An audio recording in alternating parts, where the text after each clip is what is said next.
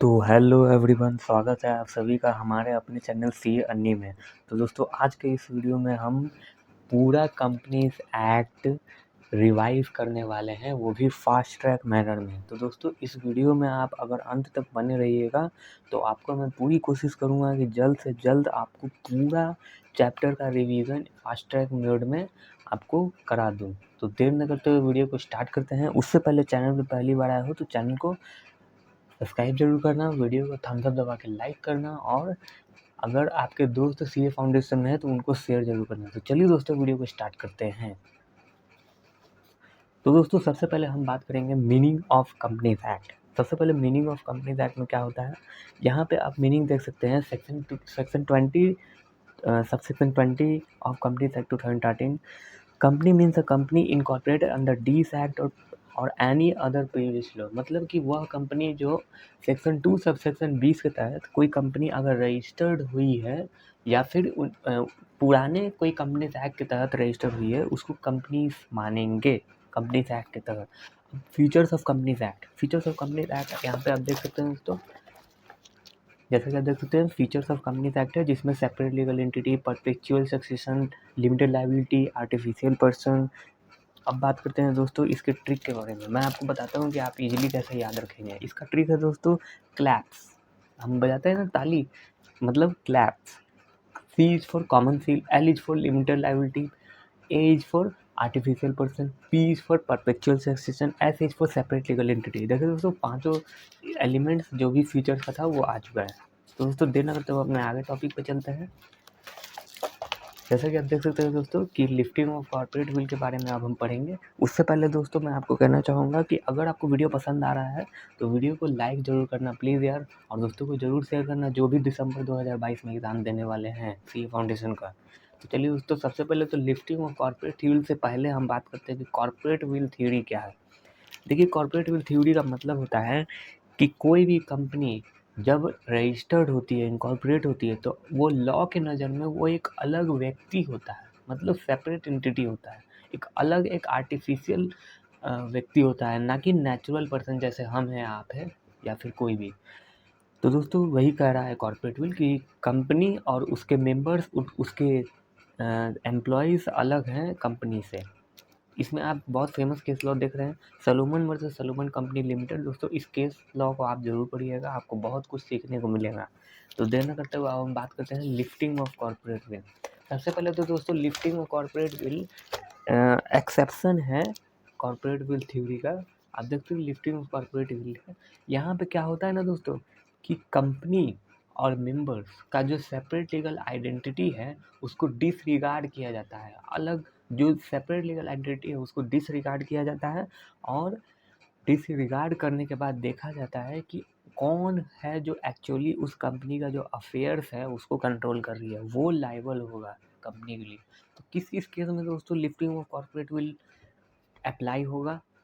तो सबसे पहले तो देख सकते हैं, पहला, to determine the character of enemy and find out whether friend और एनिमी। दोस्तों, इसमें क्या बोल रहा है कि हमें पहले कंपनी का कैरेक्टर देखना होगा कि क्या वो कंपनी एनिमी कंट्री से रिलेटेड कंपनी है या फिर फ्रेंड। जैसे हमारे लिए, इंडिया के लिए रशियन कंपनी फ्रेंड हो गई, पाकिस्तानी कंपनी, चाइनीज़ कंपनी हमारे लिए एनिमी कंपनी हो गई। तो दोस्तों, वही चीज़ बस कह रहा है, इस केस में जाना जाएगा कि कंपनी के पीछे कौन लोग हैं जो काम कर रहे हैं। अगर वो एनिमी नेचर के होंगे तो लिफ्टिंग ऑफ कॉर्पोरेट विल को लिफ्ट किया जाएगा और दोनों को सेपरेट लीगल आइडेंटिटी को अलग किया जाएगा, सेम किया जाएगा, और दोनों को एक ही माना जाएगा। अब बात करते हैं प्रोटेक्शन ऑफ रेवेन्यू। मतलब दोस्तों, जहाँ पे भी माना जाता है कि कोई कंपनी फॉर्म हुई है, कोई कंपनी क्रिएट हुई है सिर्फ इस वजह से कि वो अपने टैक्सेस को बचाना चाहती है, तो उस केस में भी दोस्तों लिफ्टिंग ऑफ कॉर्पोरेट विल को लिफ्ट किया जाएगा और दोनों को सेम माना जाएगा और डिसरिगार्ड किया जाएगा सेपरेट लीगल स्टेटस को। तो दोस्तों, हम प्रोटेक्शन ऑफ रेवेन्यू तक थे, अब हम आगे बढ़ते हैं। आप देख सकते हैं, टू अवॉइड लीगल ऑब्लिगेशन। दोस्तों, अवॉइड लीगल ऑब्लिगेशन में जैसे कि कोई कंपनी फॉर्म हुई है, अगर किसी भी रूल्स एंड रेगुलेशंस को तोड़ती है तो उस केस में भी लिफ्टिंग ऑफ कॉर्पोरेट विल को अप्लाई किया जाता है। दोस्तों, यहाँ पे आप देख रहे हैं formation of subsidiary to act as agent.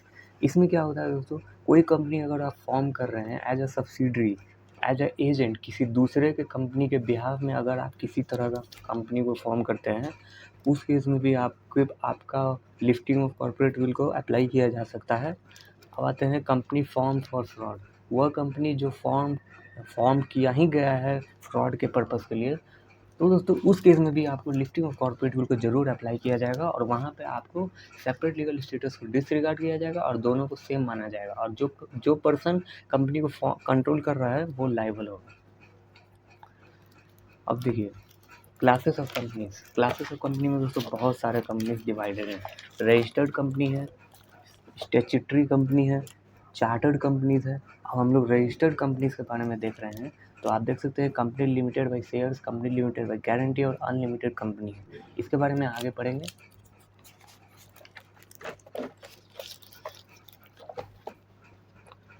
ठीक है, on the basis of liability के बेसिस पे कौन कौन से कंपनी है जो फॉर्म किया जाता है। तो कंपनी लिमिटेड बाय शेयर्स क्या होता है? कंपनी लिमिटेड बाय शेयर्स मतलब कि वह कंपनी जो एक लिमिटेड लेवल पे लाइबिलिटीज को बियर कर सकती है उसको कहते हैं कंपनी लिमिटेड बाय शेयर्स। फिर आता है company limited by guarantee. Company limited by guarantee दोस्तों वह कंपनी जितना गारंटी दिया है लाइबिलिटी को बियर करने के लिए उतना के लिए ही लायबल होगा। अब एक होता है अनलिमिटेड कंपनी।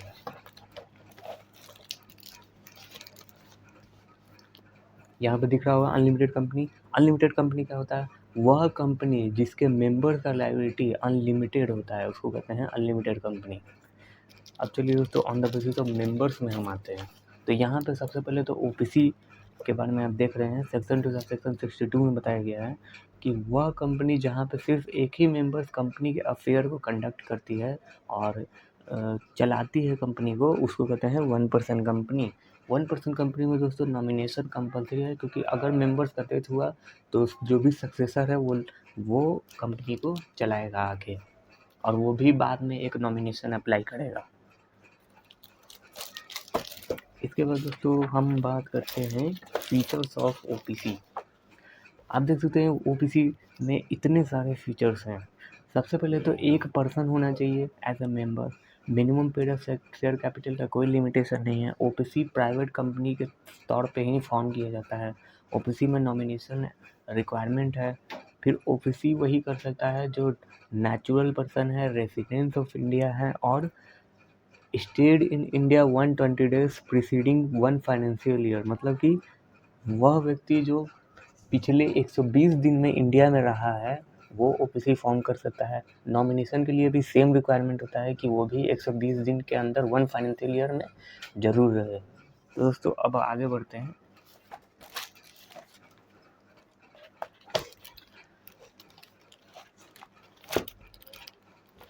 देख सकते हैं प्राइवेट कंपनी के बारे में हम बात करने वाले हैं। प्राइवेट कंपनी में दोस्तों सबसे पहले तो मैं आपको कहूँगा कि इसका मीनिंग आप बढ़िया से पढ़ लीजिएगा।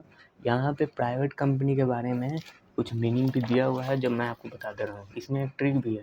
सबसे पहले क्या बोल रहा है? Private company means a company having a minimum paid of share capital. मतलब प्राइवेट कंपनी में एक minimum paid of share capital होता है जो कि प्रिस्क्राइब किया हुआ होता है उसके मेमोरेंडम ऑफ एसोसिएशन में, कैपिटल क्लॉज में।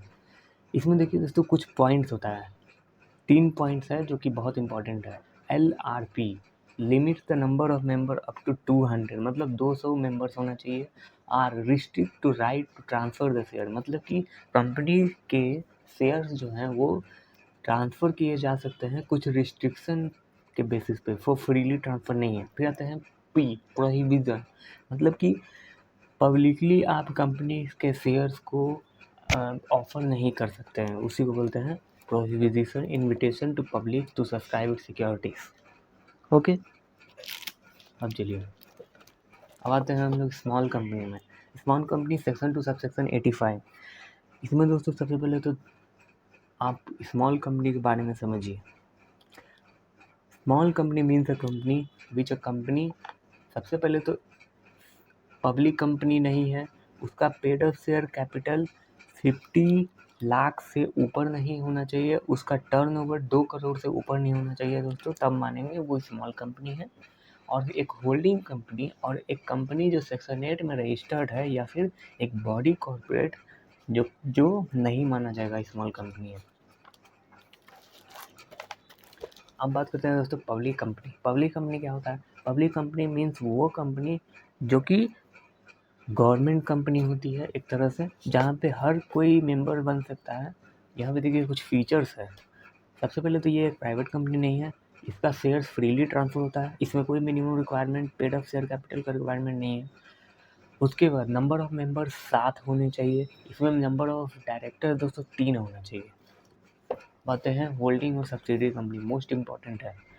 चलिए दोस्तों, होल्डिंग और सब्सिडरी कंपनी के बारे में हम जानते हैं। होल्डिंग कंपनी किस कंपनी को कहते हैं? होल्डिंग कंपनी उस कंपनी को कहते हैं जहाँ पे वो किसी दूसरे कंपनीज के बोर्ड ऑफ डायरेक्टर्स को कंट्रोल करता है, किसी दूसरे कंपनी के जो शेयर कैपिटल है उनका half of the total paid of share capital का कंट्रोल अपने पास रखता है, उसको बोलते हैं होल्डिंग कंपनी। सेक्शन 2 सबसेक्शन 46 में बताया गया। अब सब्सिडरी कंपनी वह कंपनी जिसका composition of board of directors control किया जा रहा है दूसरे कंपनी के द्वारा, या फिर उसका paid up share capital, total paid up share capital का half of the total paid share capital control किया जा रहा है दूसरे कंपनी के द्वारा, ऐसी कंपनी को होल्डिंग कंपनी कहते हैं। और जिस कंपनी का कंट्रोल किया जा रहा है उसको सब्सिडरी कहते हैं। अब देखिए दोस्तों, हम बात करते हैं एसोसिएटेड कंपनी के बारे में। दोस्तों एसोसिएटेड कंपनी वह कंपनी है जिसका किसी दूसरे कंपनी से संबंध होता है, जिसमें एक सिग्निफिकेंट इन्फ्लुएंस होता है। मतलब कि दूसरे कंपनी का जो भी पेड अप शेयर कैपिटल है या फिर किसी भी तरह का राइट्स है, उस पर 20% कंट्रोल होता है एसोसिएटेड कंपनी का, उसको कहते हैं एसोसिएटेड कंपनी है। सबसे पहले दोस्तों, एक जो भी जॉइंट वेंचर होगा या ऐसी कंपनी जो इन्फ्लुएंस किया गया है, वैसे कंपनी को एसोसिएटेड कंपनी नहीं कहेंगे। अब देखिए, हम बात करते हैं लिस्टेड कंपनी के बारे में। लिस्टेड कंपनी बहुत सरल भाषा में समझिए, वैसे कंपनी जिसका शेयर्स रिकॉग्नाइज्ड है, मतलब कि एंड कोई भी रिकॉग्नाइज्ड स्टॉक एक्सचेंज में वो उसका कंपनी का शेयर्स लिस्टेड है, उसको बोलते हैं लिस्टेड। अनलिस्टेड जो लिस्टेड कंपनी नहीं है।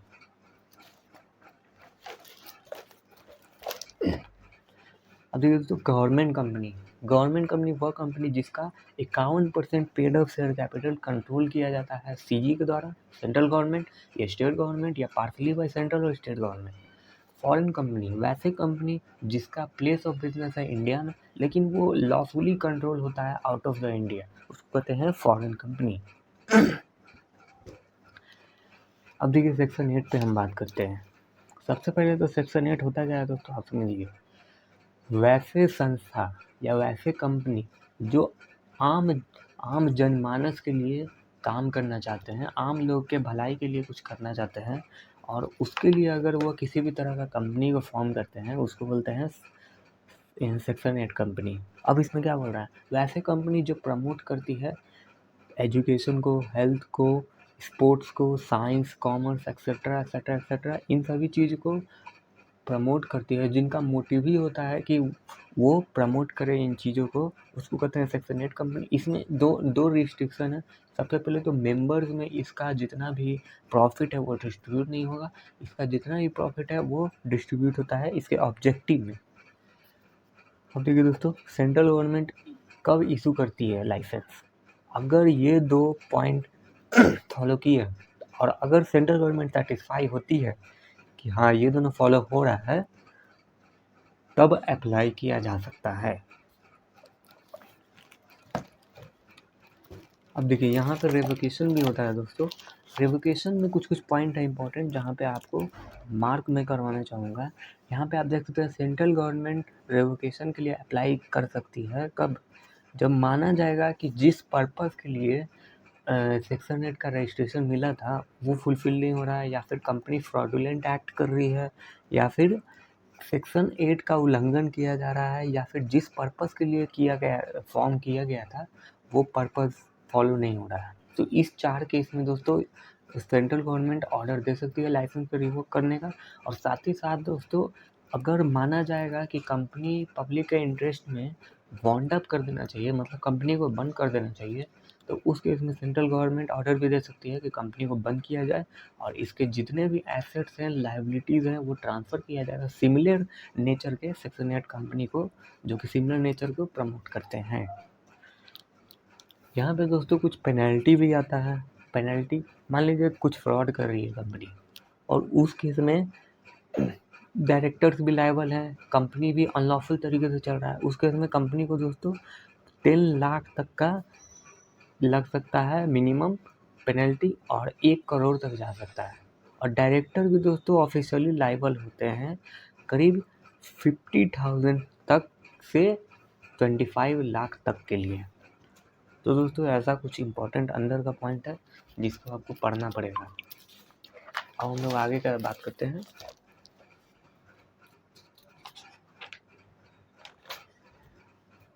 उसके बाद दोस्तों हम बात करते हैं डोरमेंट कंपनी।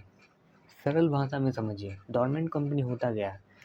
यहाँ पे इस मीनिंग को तो आपको पढ़ना ही है, लेकिन डोरमेंट कंपनी का मतलब भी समझिए। डोरमेंट कंपनी मतलब होता है वैसे कंपनी जिसका कोई अकाउंटिंग ट्रांजेक्शन नहीं होता है, पहला जिसका कोई अपना नाम नहीं होता है एक तरह से, और वैसे कंपनी जो फ्यूचर ओरिएंटेड प्रोजेक्ट्स पे काम करती है, वैसे कंपनी को कहते हैं डोरमेंट कंपनी। देखिए, वेर कंपनी इज फॉर्म, जहाँ पे कंपनी फॉर्म किया जाता है, रजिस्टर किया जाता है एज अ डोरमेंट कंपनी, वो फ्यूचर प्रोजेक्ट के लिए वो रजिस्टर्ड होती है, और जिनका कोई भी सिग्निफिकेंट अकाउंटिंग ट्रांजेक्शन नहीं होता। देखिए, जिस कंपनी का सिग्निफिकेंट अकाउंटिंग ट्रांजेक्शन नहीं होता है उसको इनएक्टिव कंपनी भी कहते हैं। अब समझिए, कुछ पेमेंट्स अलाउ हैं इस कंपनी को, जैसे कंपनी को रजिस्टर करने के लिए कुछ पेमेंट फ़ी करना है, या फिर कुछ रिक्वायरमेंट है इस एक्ट को, डोरमेंट कंपनी का रजिस्ट्रेशन में एक्ट के लिए जो फ़ी पे करना है उसके लिए लायबल होगा, या फिर फुल पर्सनल कुछ नीड है उसके लिए, या फिर शेयर अलॉटमेंट करना है, उस केस में ये अलाउ है। अब दोस्तों निधि कंपनी, सबसे पहले तो निधि कंपनी होता क्या है। निधि कंपनी मतलब वैसे कंपनी जहाँ पे 2-4 मेंबर्स मिलकर एक दूसरे में ही कुछ फाइनल करते हैं इन्वेस्टमेंट के लिए, सेविंग के लिए। बेसिकली उनका मोटिव होता है कि कैसे हम सेविंग पर्पस को प्रमोट करें, सेविंग को इनकलकेट करें, सेविंग को, ताकि कभी ज़रूरत पड़े तो उस पर काम आए। तो जैसा कि देख सकते हैं दोस्तों, मोड ऑफ रजिस्ट्रेशन अब हम स्टार्ट करने वाले हैं। तो इस वीडियो में मैं आपसे रिक्वेस्ट करूंगा कि अगर वीडियो पसंद आ रहा है तो लाइक ज़रूर करना, वीडियो को अपने दोस्तों के साथ शेयर जरूर करना, जो भी सी फाउंडेशन नवंबर 2022 के एग्ज़ाम में दे रहे हैं। तो सबसे पहले तो देखिए दोस्तों, यहाँ पे सेक्शन 2 सेक्शन 69 के तहत बताया जा रहा है प्रमोटर के बारे में। मतलब कि वह पर्सन जो कंपनी के इनकॉर्पोरेट होने से पहले हर वह स्टेप लेता है जिससे कि कंपनी स्टार्ट हो। तो क्या करता है, सबसे पहले यहाँ देखिए, who has named as prospectus and identified by company in annual return.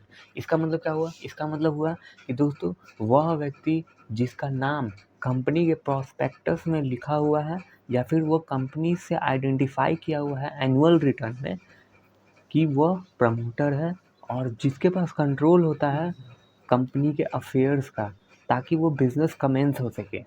दोस्तों इसी को कहते हैं प्रमोटर। फिर आते हैं formation of company. Formation of company section 3 में बताया हुआ है तीनों कंपनी के बारे में, पब्लिक, प्राइवेट और ओपीसी। पब्लिक में दोस्तों मिनिमम 7 चाहिए, मैक्सिमम अनलिमिटेड, और प्राइवेट में मिनिमम 2 और मैक्सिमम 200, ओपीसी में मिनिमम 1 मैक्सिमम 1।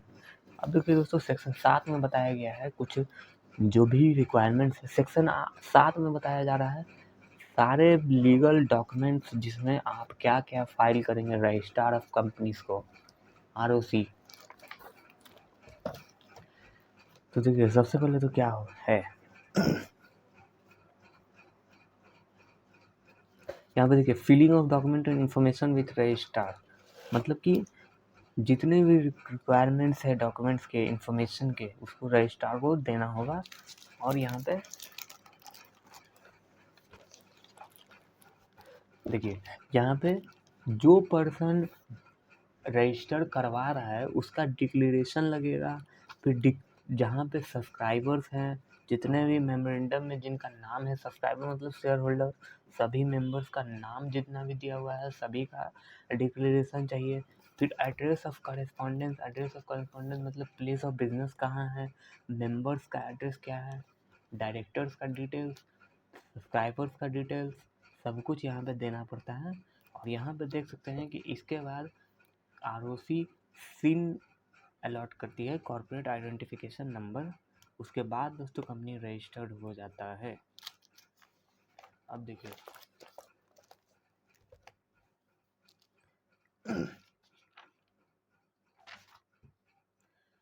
यहाँ पे आप देख सकते हैं दोस्तों कि इफेक्ट ऑफ रजिस्ट्रेशन आ रहा है, ये भी बहुत ज़्यादा इंपॉर्टेंट है, इसको आप मार्क कर लीजिएगा। देखिए दोस्तों, इफेक्ट ऑफ रजिस्ट्रेशन क्या होता है। सबसे पहले तो अगर आपका जितना भी लीगल डॉक्यूमेंट्स रिक्वायर्ड इन्फॉर्मेशन आपने ROC को दिया, आपने ROC को सारा डॉक्यूमेंट दिया विथ फी प्रिस्क्राइब जो भी था वो भी दिया, उसके बाद कंपनी अगर रजिस्टर्ड हो जाती है, उसके बाद रजिस्टर्ड होने के बाद क्या, तो रजिस्टर होने के बाद दोस्तों मैंने आपको एक ट्रिक बताया था, क्लैप्स। तो क्लैप्स का मतलब ही हुआ कि जितना भी फीचर्स अप्लाई होता है कंपनी का, वो सभी एप्लीकेबल हो जाएगा कंपनी में, अगर वो इनकॉर्पोरेट हुए तो। जैसे कि कॉमन सील हो जाएगा, कंपनी का अपना ऑफिशियल सिग्नेचर होगा, सेपरेट आइडेंटिटी होगा, फिर आपका आर्टिफिशियल पर्सन होगा लॉ के नज़र में। अब देखिए दोस्तों, अगला टॉपिक है क्लासिफिकेशन ऑफ कैपिटल, जो कि मुझे पता है कि आपको कंपनी के अकाउंट में ये सभी चीज़ पढ़ लिया होगा, इसलिए मैं ज़्यादा टाइम ना लेते हुए ये सभी चीज़ को थोड़ा सा दरकिनार करूँगा और जो मेन पॉइंट्स है वो चीज़ पर मैं फोकस करूँगा। जैसे कि देखिए दोस्तों, यहाँ पे है मेमोरेंडम ऑफ एसोसिएशन, ये बहुत ज़्यादा इंपॉर्टेंट है। सबसे पहले तो मेमोरेंडम ऑफ एसोसिएशन होता क्या है। मेमोरेंडम ऑफ एसोसिएशन दोस्तों, सबसे पहले तो इसको जाना जाता है as a charter of company, मतलब कंपनी का वो मेन डॉक्यूमेंट जिसमें सब कुछ मेंशन है कि कंपनी का क्या काम है क्या नहीं है, तो उसको चार्टर ऑफ कंपनी, इसको फंडामेंटल डॉक्यूमेंट भी कहा जाता है। और ये डॉक्यूमेंट दोस्तों ROC को सबमिट करना पड़ता है, और ROC रजिस्टर जब हो जाती है कंपनी, तो पब्लिकली वो मेंशन किया जाता है कि कंपनी का ये अफेयर्स है, इस चीज़ में काम करती है। तो दोस्तों, हम content of memorandum of association के बारे में बात कर रहे हैं। तो सबसे पहले तो इसका एक ट्रिक है, NRLOC पार करके आ गए, NRLOC पार करके आ गए। N is for name clause, R is for registered office clause, L is for liability clause, O is for object clause, C is for capital clause, पार करके आ गए मतलब कि associated clause। फिर अगर OPC है तो दोस्तों वहाँ पे नॉमिनेशन क्लॉज भी होता है, जिसको सक्सेशन क्लॉज भी कहते हैं। तो दोस्तों इस ट्रिक के साथ आपको इसका कंटेंट याद रहेगा। अब आते हैं हम अपने आर्टिकल्स ऑफ एसोसिएशन में। अब आर्टिकल्स ऑफ एसोसिएशन क्या होता है दोस्तों, मेमोरेंडम में बताया जाता था काम धाम, और यहाँ पे जितना भी कंपनी का मैनेजमेंट से रिलेटेड रूल्स एंड रेगुलेशंस है कि कंपनी को किस तरीके से काम करना है, कौन से रूल्स और रेगुलेशंस को फॉलो करते हुए काम करना है, उसमें बताया जाता है आर्टिकल्स ऑफ एसोसिएशन। यहाँ पर ये the articles of association of company are its rules and regulation, मतलब इसके रूल्स एंड रेगुलेशन के तहत कंपनी को मैनेज किया जाता है इंटरनल अफेयर्स में, वही कहते हैं आर्टिकल्स ऑफ एसोसिएशन। ज़्यादा ध्यान मत दीजिएगा।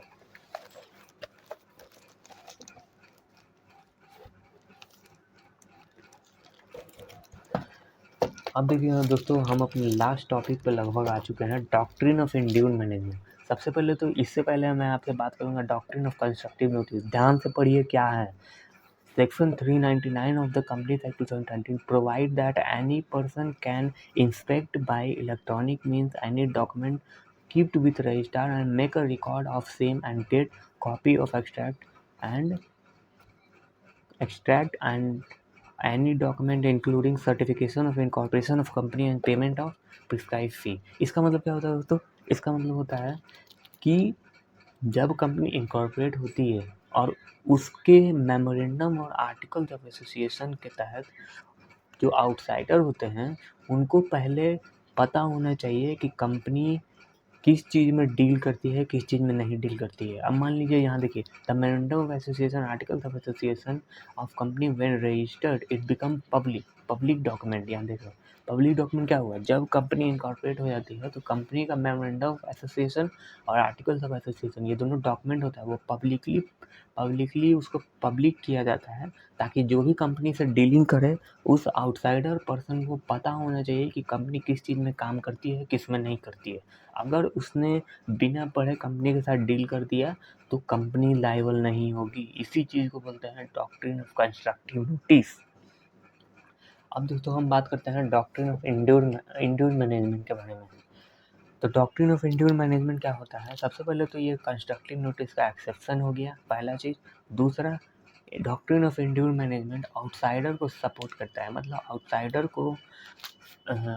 को प्रोटेक्ट करता है अगेंस्ट कंपनी के खिलाफ।